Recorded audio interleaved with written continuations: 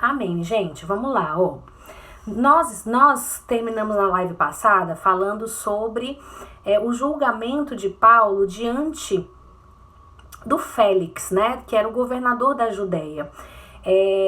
A gente viu que no capítulo, quando Paulo termina a viagem missionária dele, a terceira e última, né, que ele faz, ele volta para Jerusalém. Ele volta para Jerusalém com um único intuito, que era de entregar na mão dos judeus de Jerusalém, os judeus convertidos de Jerusalém, a coleta financeira, a contribuição financeira que ele tinha coletado entre os gentios espalhados por todas as cidades onde o Paulo tinha ido na sua primeira, segunda e terceira viagem missionária. E a gente viu que quando ele volta, na verdade, da segunda viagem missionária, ele chega em Jerusalém e vê os irmãos passando muita necessidade. E aí ele faz uma terceira viagem missionária, claro, para abençoar e ver como é que as igrejas que ele tinha fundado na primeira e na segunda viagem missionária estavam, mas ao mesmo tempo para coletar esse dinheiro para ajudar os irmãos judeus de Jerusalém, né? Esses irmãos que, inclusive, tinham inicialmente sido contra ao alcance desses gentios, porque a gente falou sobre isso, né? Os judeus, eles entendiam primeiramente que esse Salvador, que esse Messias, ele viria, né? Porque até então eles não entendiam Jesus como esse Messias, mas que ele viria para a salvação dos judeus. E depois, até mesmo os que se converteram ao cristianismo, os judeus convertidos ao cristianismo, alguns deles tinham um entendimento de que se um gentio, então, fosse se converter ao cristianismo, ele primeiro precisaria se tornar judeu, para então se tornar cristão. E esse foi um grande impasse que foi resolvido, né? Pelo menos a gente achava que sim, tinha sido resolvido no Concílio de Jerusalém, que a gente viu lá no capítulo 15 de Atos, né? Onde eles chegaram à conclusão de que não, o cristianismo ele não era uma seita judaica, ele não era uma continuação do judaísmo. Sim, Jesus era judeu, mas o cristianismo era ele estabelecia, ele dava àqueles que se convertiam a salvação através da graça. Eles não precisavam fazer a circuncisão e depois da circuncisão, então, é que eles poderiam se tornar cristãos, não. Eles resolveram isso no Concílio de Jerusalém e Paulo, ele chega, então, nessas cidades, onde ele foi pregar o evangelho, diante desses gentios que não eram inicialmente bem recebidos pelos judeus, e são exatamente esses gentios que os ajudam com contribuições financeiras para esses cristãos que em Jerusalém estavam passando necessidade. Só que quando Paulo chega em Jerusalém, existiu ali uma multidão de judeus, talvez os mesmos judeus que mataram Jesus, né? E que não concordavam muito com o fato de Paulo ter ido pregar o evangelho aos gentios. E esses judeus, então, levam Paulo a ser julgado e colocado na prisão. Fato é que ele está na prisão em Jerusalém e é tão grande a multidão querendo matar Paulo que eles decidem levar Paulo para Cesareia, para ficar preso na Cesareia e ser julgado lá na Cesareia por Félix, que era o governador da Judéia que morava na Cesareia, certo? Só que quando ele chega diante de Félix, foi o que a gente viu na live passada, o Félix não encontra nada para acusá-lo, a ponto de ter que matá-lo. Ele entende que isso era uma discussão religiosa entre eles e ele não entende o porquê eles precisariam matá-lo, né? E acaba que ele fica preso numa prisão domiciliar na Cesareia e Félix vai deixando o tempo passar, nada é feito, diz inclusive que ele, por algumas ocasiões, ele e a Drusila, esposa dele, que era judia, chamam Paulo para conversar e ouvem o evangelho por várias ocasiões. A Bíblia não fala se Félix chegou a se converter ou a própria Drusila, né? Eu acredito que possa ter acontecido, mas acontece que no capítulo 25, que é o que a gente vai ler hoje, o governo muda, Félix não é mais, se passam 2 anos, o governo muda, e Félix, que antes era o governador, passa o cargo para Festo, que se torna o governador então da Judéia. E aí Paulo ainda estava preso, né? E Festo, ele sobe no capítulo 25, já começa o capítulo dizendo que Festo, ele sobe da Cesareia para Jerusalém para ter um encontro lá com os chefes dos sacerdotes judeus para fazer o que ele faz. O que ele faz com Paulo? Tá lá preso há 2 anos, ninguém resolve nada, né? Félix deixou na mão dele essa bomba para resolver e ele sobe para Jerusalém para ver o que vai fazer com esse cara lá, né? Com Paulo. E aí, os judeus, eles pedem para Festo para transferir Paulo novamente para Jerusalém, porque, claro, eles queriam que Paulo fosse julgado lá. Com certeza Paulo seria condenado, né? Porque seria julgado pelo Sinédrio, pela equipe de sacerdotes em Jerusalém. E aí, aí diz, né, no versículo 6 do capítulo 25, que tendo Festo passado com eles de 8 a 10 dias, voltou para Cesareia e no dia seguinte convocou o tribunal e ordenou que Paulo fosse trazido perante ele. Quando Paulo apareceu, os judeus que tinham chegado de Jerusalém junto com Festo, para ver o que eles iam fazer, né, se aglomeraram ao seu redor, fazendo contra eles muitas graves acusações que não podiam provar. E então Paulo fez a sua defesa: nada fiz de errado contra a lei dos judeus, contra o templo ou contra César, né? E aí, Paulo, ele tá aqui, gente, sendo exprimido por 2 forças muito poderosas da época, que era Jerusalém e Roma. Jerusalém, ela tinha sobre si uma força poderosa que estava arraigada, estava baseada, tinha os seus pilares na história e na tradição religiosa, né? E Roma era o grande centro mundial da época. O domínio de Roma, gente, se estendia por mais de 2 milhões de quilômetros quadrados ao redor do mar Mediterrâneo. Então Roma, ela tinha esse poder também arraigado nos pilares da conquista e da organização. Então Paulo, ele estava espremido entre esses 2 poderes, só que a gente sabe que existia um poder ainda maior, infinitamente maior do que esses 2 poderes, que era o poder do nosso Deus maravilhoso, que estava sobre Paulo, e que disse para ele que ele não se preocupasse, que ele não morreria, porque era da vontade de Deus que ele fosse até Roma ainda, né? Então Paulo estava vivo e estava baseado nessa promessa, ele estava confiante nessa promessa de que a vida dele não tinha acabado, de que ele ainda iria pregar em Roma, porque Deus tinha coisas para fazer através da vida de Paulo ainda em Roma, certo?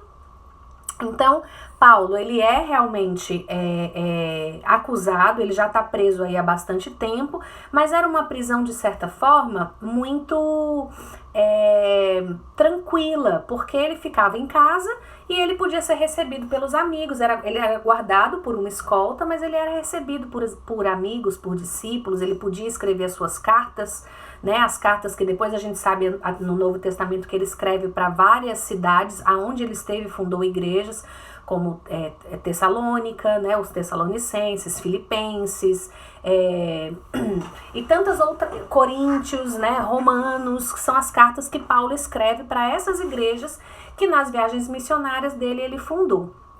Então, de certa forma, né, Paulo dentro dessa prisão, ele teve até tempo suficiente para escrever essas cartas, que na verdade não eram cartas como a gente concebe hoje, né, gente? Hoje a gente quer falar com alguém, a gente manda um texto de WhatsApp super resumido, né? Naquela época não, as cartas eram verdadeiros documentos que eram escritos inclusive com a ajuda de outras pessoas, tratados teológicos, até para saber como que aquelas igrejas tinham que se comportar. Então, hoje em dia, né, claro que a gente sabe que Paulo, claro, não gostava de estar preso, mas hoje em dia a gente dá graças a Deus pelo tempo pelo fato dele ter sido preso, porque ele teve tempo suficiente para escrever para todas essas igrejas, né?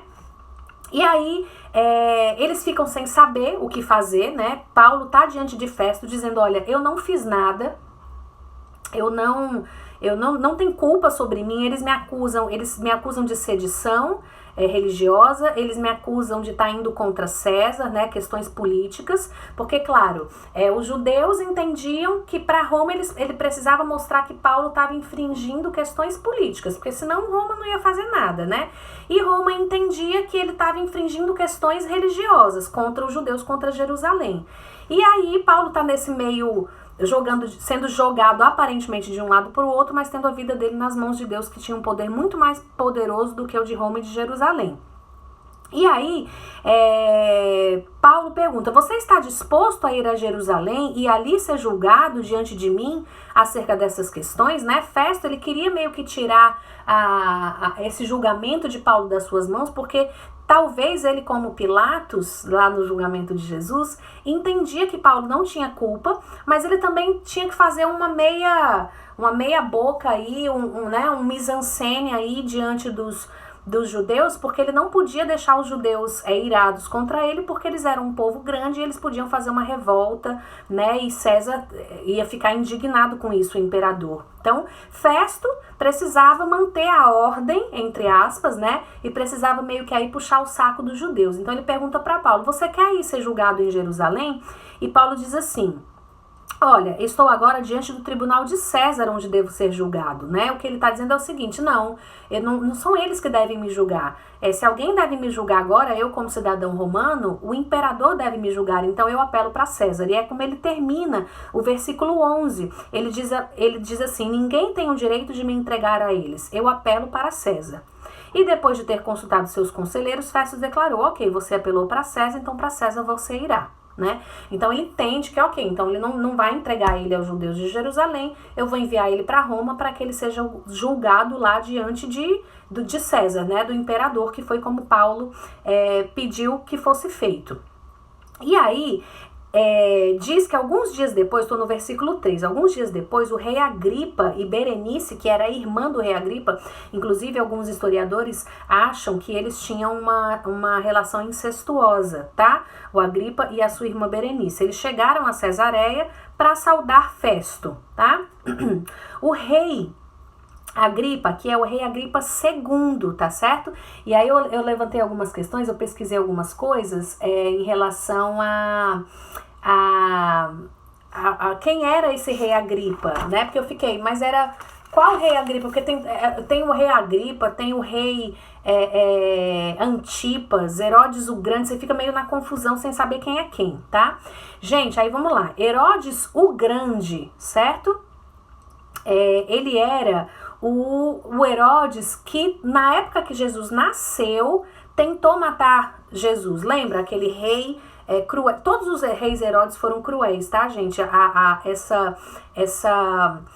família de Herodes, de uma forma geral, porque eram imperadores e se viam como meio deuses, né? Eles eram muito cruéis, eles temiam muito a perda de poder, temiam assassinatos, conspirações, tá? Então eles tentavam manter a ordem não através da generosidade ou da sabedoria, mas através da crueldade mesmo, tá? Então Herodes o Grande, que foi o primeiro Herodes da história, ele foi o Herodes que na época de Jesus tentou matar Jesus, né? Lembra que ele faz um edito de que todas as crianças, homens menores de 2 anos deveriam ser mortos e tal. Pronto, esse é o Herodes o Grande, né? Por conta disso que inclusive José e Maria fogem e ficam escondidos durante um bom tempo no Egito e depois em Nazaré, tá? Que foi onde Jesus cresceu. E aí o filho do Herodes o Grande era o Herodes Antipas, certo?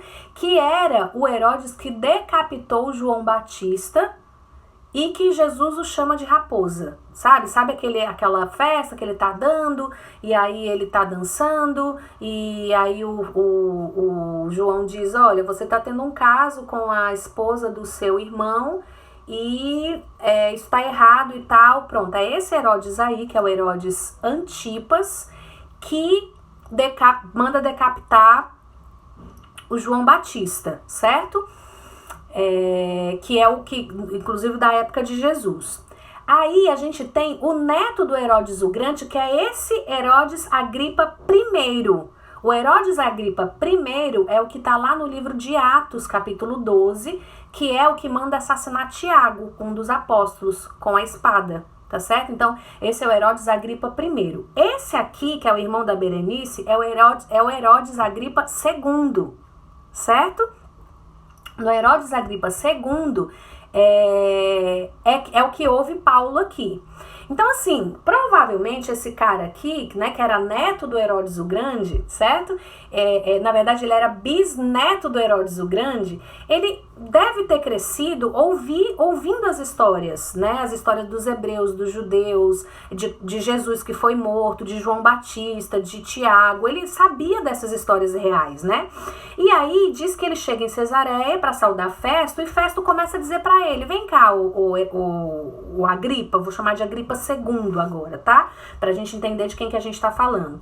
Eu quero aqui um conselho teu. Aí ele começa a contar. Existe um cara aqui chamado Paulo, que Félix me entregou, né? Deixou esse pepino na minha mão. Os judeus, quando eu estive em Jerusalém, os chefes lá dos sacerdotes disseram que queriam que eu levasse ele para Jerusalém para ser julgado lá, mas eu não encontro nada que culpe esse homem, né? Na verdade, aos meus olhos ele é um homem inocente.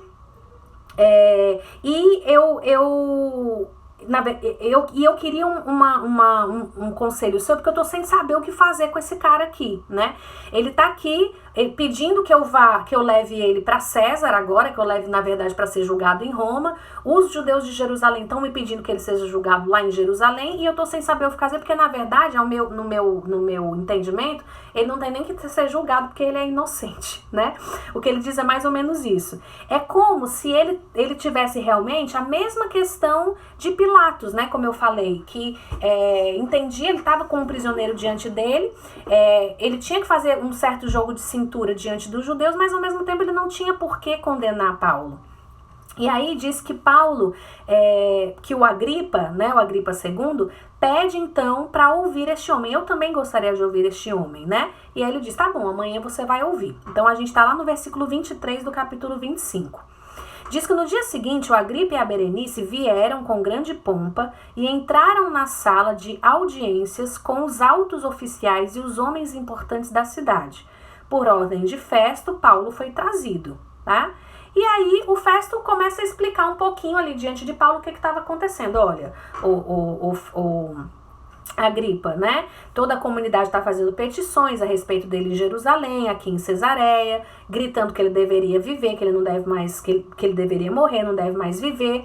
Mas eu verifiquei, ó, versículo 25, que ele nada fez que mereça pena de morte.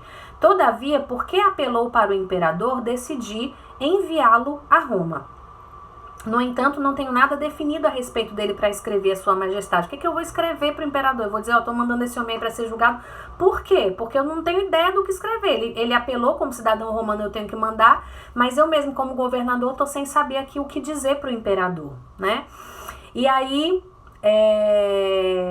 no capítulo 26, a gente começa com o Agripa dizendo para Paulo, você tem permissão para falar em sua defesa, certo? E o Agripa escuta então Paulo. E aí, gente, o Paulo, ele divide, eu não vou ler com vocês, porque senão a gente vai demorar muito, mas vale a pena ler. Tem um discurso de Paulo, onde ele, diante do Agripa, ele vai dividir esse discurso em vários pontos. No primeiro deles, que vai do versículo 4 ao versículo 8, certo? O Paulo, ele começa a falar como ele era um fariseu rigoroso, né? Ele diz assim, olha, eles me acusam de estar indo contra a lei, esses judeus que querem me matar, me acusam de estar indo contra a lei deles. Ele, pelo contrário, eu era o mais fariseu de todos, né? Eu era tão fariseu que eu inicialmente persegui os discípulos que se chamavam os discípulos do caminho, né? Porque o cristianismo, os seguidores de Jesus eram conhecidos na época como os seguidores do caminho. Ele diz assim, eu era bem familiarizado com todos os costumes e controvérsias deles. Eu sou talvez o dos judeus que mais seguia as leis, né? O que ele está querendo dizer é isso. Eles me dizem que eu sou contra a lei, mas pelo contrário, eu sempre segui muito as leis do judaísmo. Depois ele fala como ele era um perseguidor fanático, né? Tá lá do versículo 9 ao versículo 11. Ele começa a dizer que eu vivi de acordo com a seita mais severa da nossa religião. E aí ele diz assim, eu ia atrás desses cristãos, eu também estava convencido de que deveria fazer todo o possível para me opor ao nome de Jesus Nazareno. Do mesmo jeito que eles estão fazendo hoje, eu também era como eles, eu tinha esse entendimento, né? E foi exatamente o que eu fiz em Jerusalém. Olha só, com a autorização dos chefes dos sacerdotes, lancei muitos santos na prisão. E quando eles eram condenados à morte, eu dava o meu voto contra eles. Ou seja, eu coloquei eles na prisão e eu dei o meu voto para que eles morressem. Então ele começa a dizer como ele era esse perseguidor fanático, que ia contra os cristãos realmente, né? Depois do versículo 12 ao versículo 18, ele fala como ele era um apóstolo, como ele se tornou um apóstolo comissionado. Ele vai contar aqui para Agripa, né, diante de Festo também, como foi que aconteceu a conversão dele. Então, no versículo 3, ele diz: por volta do meio-dia, ó rei, estando eu a caminho, vi uma luz do céu, mais resplandecente que o sol, tarará. E ele vai contar o que acontece a ele lá no capítulo 9 de Atos, que a gente já viu em outras lives, né? Ele diz: todos caímos por terra. Então eu ouvi uma voz que me dizia em aramaico: Saulo, Saulo, por que você está me perseguindo? Ele conta tudo isso para dizer então que ele não tinha como ser desobediente a essa voz, né? A tudo que aconteceu. E ele termina o discurso dele, daí para frente, falando um discurso específico diretamente para Agripa. Ele para de contar essa história e ele faz algumas perguntas para Agripa, que a gente vai ver já, que é bem interessante também. Tá? Então, assim, no versículo 19, ele diz: assim, rei Agripa, não fui desobediente à visão celestial. Preguei em primeiro lugar aos que estavam em Damasco, onde ele se converteu, e depois aos que estavam em Jerusalém e em toda a Judeia, e também aos gentios, dizendo que se arrependessem e se voltassem para Deus, praticando obras que mostrassem o seu arrependimento. Ele diz assim: eu não tinha como ser desobediente, essa foi uma visão celestial, e quem apareceu para mim foi o próprio Deus, o próprio Jesus, e eu não tinha nada mais a fazer a não ser obediente. Então eu estou aqui tentando trazer, gente, para vocês o que uma conversão real ela faz com a pessoa, né? Você não tem como ser desobediente quando uma conversão de fato acontece, você é alcançado pela graça de Deus através de uma conversão. Depois ele diz: obedeci e comecei a minha missão. Ele diz: eu não só me converti, como a partir de então, entendendo a minha missão diante de Deus, eu obedeci e fui atrás dessa minha missão.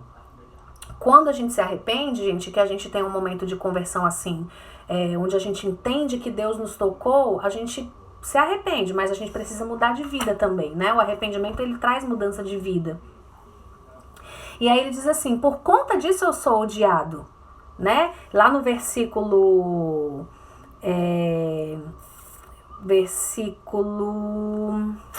deixa eu ver... 21, ele diz: por isso os judeus me prenderam no pátio do templo e tentaram matar-me. É por causa disso que eles estão tentando me matar. Só que ele diz assim: mas tenho contado com a ajuda de Deus até o dia de hoje, né? Existe realmente, a gente precisa na nossa conversão entender que esse encontro com Jesus, ele traz arrependimento, mas esse arrependimento precisa trazer ação. Essa ação muito provavelmente levantará pessoas contra nós, até pessoas da nossa própria família, muitas vezes, que questionam e que não acreditam e que vão tentar balançar as bases da nossa fé, como aconteceu com Paulo. Mas um outro entendimento que a gente precisa ter é que Deus está do nosso lado, né? E que diante disso, Deus está comigo, certo? Então, Paulo, ele tem essa consciência muito forte disso, e aí, em determinado momento desse discurso de Paulo, diz que Festo interrompe e diz assim: você tá louco, Paulo, as muitas letras o estão levando à loucura, né? Ou seja, vão ter pessoas que vão olhar pra gente e vão dizer que a gente tá ficando louco, né? E aí diz que Paulo respondeu: não estou louco, excelentíssimo Festo, o que estou dizendo é verdadeiro e de bom senso. O rei está familiarizado com essas coisas, ele está falando de Agripa, e lhe posso falar abertamente, estou certo de que nada disso escapou do seu conhecimento, pois nada se passou num lugar qualquer. Rei Agripa, crês nos profetas? Eu sei que sim. Aí ele dirige a palavra para o rei Agripa, por quê? Porque ele sabia que Agripa, como eu falei, sendo neto do Herodes, bisneto do Herodes o Grande, neto do Agripa I, toda essa árvore genealógica aí que eu falei para vocês, ele tinha crescido entendendo todas essas histórias, né? E ele diz: Rei Agripa, você crê nos profetas? Eu sei que sim. E aí o Agripa responde: você acha que em tão pouco tempo pode convencer-me a me tornar cristão? Claro, a gente lê isso aqui, né, gente? A gente não sabe o tom de voz, a expressão facial, é como ler uma mensagem, às vezes, de WhatsApp, né? Então, eu estava lendo aqui no livro que a gente acompanha, e o John Stott dizendo que, ao longo da história, pessoas interpretaram isso aqui de várias formas, né? Como se pudesse ter sido aqui essa resposta, uma zombaria inconsequente. Ele zombou de Paulo. Você tá achando o quê agora? Tá me falando tudo isso aí, eu vou me tornar cristão agora por causa disso que você tá me contando, né? Uma zombaria, um sarcasmo amargo, né? Porque, enfim, ele tinha crescido com todos esses problemas familiares, de gente louca na família e pessoas que realmente viam o cristianismo como uma grande perseguição ao seu reinado, ao seu próprio reinado, né? Ele foi irônico, será que ele foi irônico? Será que ele teve uma explosão de raiva? Ou não, era uma convicção sincera, né? Talvez ele já tivesse até uma convicção em relação a esse cristianismo. Então, assim, existem várias dúvidas em relação ao tom que ele usou para responder a Paulo dessa forma. Mas Paulo responde a ele, versículo 29. Em pouco ou em muito tempo, peço a Deus que não apenas tu, mas todos os que hoje me ouvem se tornem como eu, porém sem estas algemas, ou seja, cristão e liberto, né? Então, assim, a resposta do rei Agripa II pode ter tido várias conotações, mas a resposta de Paulo, ela teve apenas uma conotação, né? Pregar um Cristo liberto e de forma muito amorosa, entendendo que essa liberdade e essa salvação, a graça de Deus está sobre todos. E foi isso que ele disse aqui para o rei Agripa. Diz que a resposta dele talvez tenha sido tão firme e tão sem argumentos, né, contra-argumentativa, que diz que o rei se levantou, com ele o governador, Festo, e Berenice, e os que estavam assentados com eles, e saindo do salão, comentavam entre si: este homem não fez nada que mereça morte ou prisão. E Agripa disse para Festo: olha, ele poderia ser posto em liberdade se não tivesse apelado para César, né? O que ele está dizendo é o seguinte: olha, Festo, se fosse você, eu poderia até ter colocado esse cara em liberdade já, porque Festo poderia, se quisesse, colocá-lo em liberdade. Claro que ele iria contra os judeus e talvez ele tivesse contra o governo dele uma revolta popular que ele não queria, claro, para não sujar a reputação dele diante do imperador, né? Mas o que Agripa está dizendo para ele, realmente ele não tem nada contra ele, esse homem é inocente, você poderia libertá-lo. Mas ele apelou para César e você vai ter que mandá-lo para César, né? Que seria em Roma. Paulo aí, gente, ele na verdade, talvez ele até entendesse que no final das contas Festo iria libertá-lo. Só que ele sabia que ele precisava ir para Roma, entendem? Ele sabia que ele ainda tinha uma missão lá, que era pregar o evangelho lá. E em vários momentos de outras cartas a gente vê Paulo dizendo que o morrer para ele era lucro, né?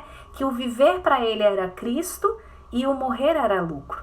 Então, entre estar vivo, sem fazer a missão, e estar liberto, ele preferia estar preso, né? É melhor eu estar preso fazendo a missão do que estar liberto, vivo, mas não fazendo aquilo que Cristo quer que eu faça. Então, ele apela para César, né? E nesse momento aqui, porque ele apelou para César, não adiantava mais Festo libertá-lo. Ninguém poderia fazer isso. Só o imperador. Uma vez que alguém apelasse para César, essa pessoa não poderia ser liberta. Ela precisava ser liberta. Poderia até ser liberta, mas pelo imperador, porque havia sido apelado para ele. Então Festo não poderia mais libertá-lo a essa altura, porque ele já tinha apelado ao imperador. Então, a gente vê aqui, gente, um Paulo que tinha muita consciência da sua missão, a sua missão estava acima da própria vida, ele nesse momento da história poderia ter sido liberto, mas ele preferiu apelar para César, para ser levado para Roma, porque ele sabia que ainda tinha uma missão lá em Roma. Então ele preferia estar preso e fazendo a missão, né? Quantos de nós, na verdade, estamos livres, mas presos na nossa alma, porque a gente não tem propósito de vida, porque a gente não tem uma missão, porque a gente não entende a nossa missão aqui na Terra, né? Estamos livres, não estamos aqui com algemas, mas a nossa alma está presa. Paulo aqui, ele estava preso com algemas, mas com a alma completamente livre, porque ele entendia muito claramente a missão dele diante de Deus, certo? E aí, a gente com isso termina o capítulo 25 e capítulo 26, e a gente na quinta-feira vai falar sobre o capítulo 27 e o capítulo 28, que é Paulo indo a Roma, né? É uma viagem longa de Cesareia para Roma. Existe ainda aí no meio do caminho um naufrágio, eles passam pela ilha de Malta, onde existe aquela história que Paulo é picado por uma serpente, né? E a gente vai ver sobre isso. Inclusive, eu não sei se vocês viram, recentemente teve uma médica que estava tomando banho numa cachoeira e foi picada por uma serpente na cachoeira. Até parece que ela deu uma entrevista esses dias de traqueóstomo, quer dizer, uma coisa bem grave mesmo. E Paulo é picado e não acontece absolutamente nada com ele. Ele inclusive é venerado como um deus por conta disso. A gente vai ver isso na quinta-feira que vem, na live da quinta que vem, tá? E no capítulo 28, Paulo termina a vida dele em Roma, numa prisão domiciliar. Ele fica alguns anos nessa prisão domiciliar. O livro de Atos termina sem o relato da morte de Paulo, mas a história nos conta que Paulo foi decapitado, acabou sendo decapitado sem antes ter pregado o evangelho a quem ele precisava pregar, estando nessa prisão domiciliar em Roma e escrevendo as cartas que ele escreveu para tantas igrejas, e que talvez através dessas cartas tenham tantas palavras que falem ao meu e ao seu coração. Graças pela vida de Paulo por causa disso, né? Então pronto, gente, a gente falará então na quinta-feira capítulos 27 e 28, e com isso a gente termina o livro de Atos, certo? Tem algumas pessoas me perguntando se a gente vai continuar com alguma live, algum assunto. Podemos, eu posso pensar nisso, tá? Não tão logo, porque no dia 18 o Mário vai tirar uns diazinhos de férias, uma semana, uns 5, 6 dias, e a gente até vai fazer uma viagem pequenininha de 3 dias. A gente tá precisando descansar, gente. Então, não adianta eu começar nada antes disso, porque a gente vai acabar tendo que interromper de alguma forma, tá? Mas é o tempo que eu vou ter de férias, alguns dias, e aí a gente acaba pensando em alguma coisa, tá bom? Pra gente poder continuar, de repente não através de lives, mas de repente através de um, entre aspas, pequeno grupo, através do Zoom mesmo, com reunião fechada, tá? Eu vou pensar direitinho no que a gente pode fazer, tá bom? Com isso a gente termina. Deus abençoe vocês. Vocês sabem que essa live fica salva lá no YouTube da igreja, e na quinta-feira a gente se vê, tá bom? Deus abençoe, meninas.